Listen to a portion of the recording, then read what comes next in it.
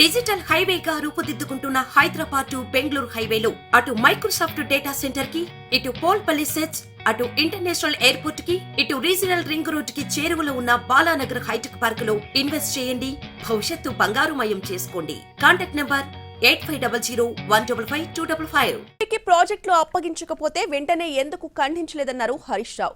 BRS నేతలు ఎన్ని అబద్ధపు ప్రచారాలు చేసినా తాము ప్రాజెక్టులను అప్పగించేది లేదని, అప్పగించే బోమని అన్నారు మంత్రి ఉత్తమ్. మీరు ప్రాజెక్టులు అప్పచెప్పింది నిజం కాకపోతే వెంటనే రాష్ట్ర ప్రభుత్వం స్పందించి రెండో రోజు రిజైండర్ ఇవ్వాలన్నా వద్దా? లోలో ఈ మినిట్స్ అంతా తప్పు, మేము ఒక ఉత్తరం రాస్తున్నాం ఢిల్లీకి అని చెప్పి నేను ప్రెస్ మీట్ పెట్టినాక స్పందించి లేలే ఈ మినిట్స్లో తప్పు వచ్చింది మేము ఒప్పుకోలేదు అని చెప్పి ఢిల్లీకి ఉత్తరం రాసిండు. ఎప్పుడు రాసిండు?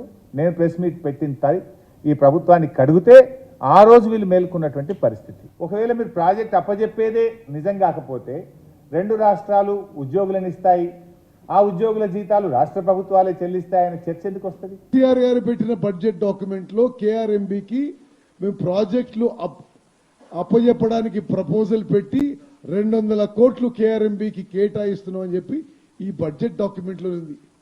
ఈ విధంగా పలుమార్లు వాళ్ళు ఒప్పుకొని చేసి ఈరోజు ఏదో తప్పుడు ప్రచారంతో అబద్ధాలతో మరి జనాన్ని మోసం చేసే ప్రయత్నం చేస్తున్నారు. ఎవరు నమ్మడం లేదు. తెలంగాణలో ప్రాజెక్టులు కేఆర్ఎంబి అప్పజెప్పడానికి ఏమి నిర్ణయం జరగలేదు, ఏమి చేయలేదు.